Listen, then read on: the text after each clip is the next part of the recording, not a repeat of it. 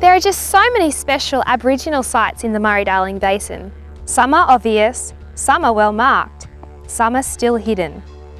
These sites can tell us so much about the past, but they can also help us to manage our land and water resources into the future. When this lake was drained in 1994, some remarkable discoveries were found.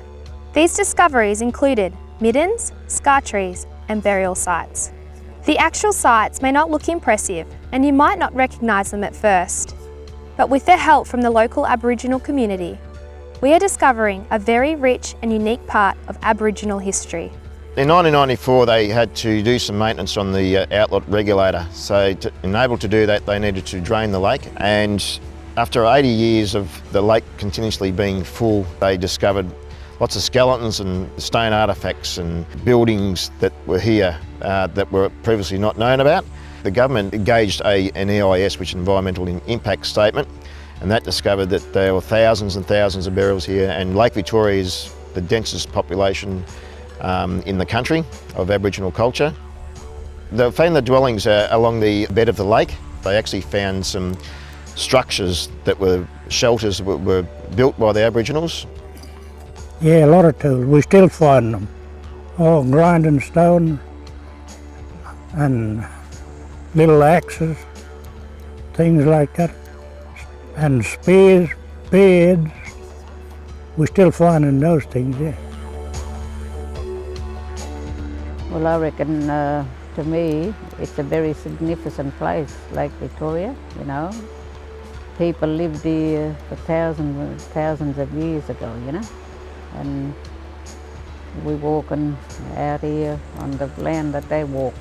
Yeah, it would have been a good life, you know. They used to live mainly on mussels and fish and that, you know, and yeah, they've always lived near the water. It was a meeting ground with Gerard mob. This lake wasn't this big then. It was only just a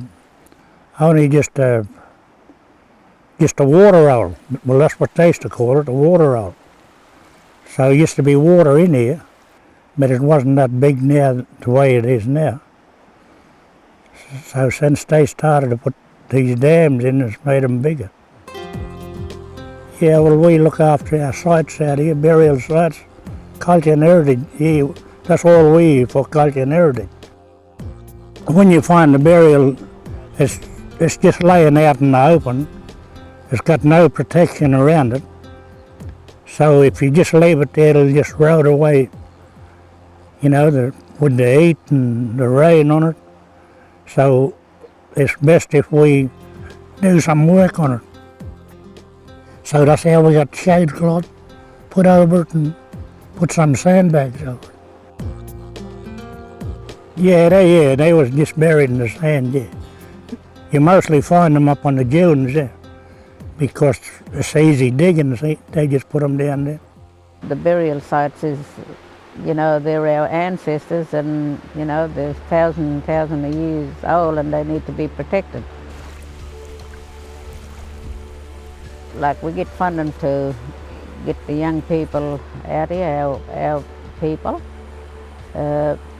to protect it, you know, do sandbagging and that, put the bags in that over them to protect them from the wind and that, horizon. My mum was born out here, around the lake, and then her mother was out here as well living, and then her mother. So there was 3-4 generations. I suppose when I got a bit too old to play football, I started taking interest out here then, and can't keep me away from out here now. I just love it, love coming out here. We now have a elders council that we engage with and liaise with on a daily basis. There's 20 members of that council that give us cultural advice on how we should, how the best way to protect the culture out here. No, I think it's managed good now. Yeah, I reckon it is. Yeah, it is. Because we look after a lot of stuff out here. All our sites are protected anyway, what we find. What we find, we protect it straight away. The burials are that important out here, you know. And just by us helping to look after them, and they, like the white people are learning too about our history, and which is good, they helping to look after it. That's why I feel proud to be out here.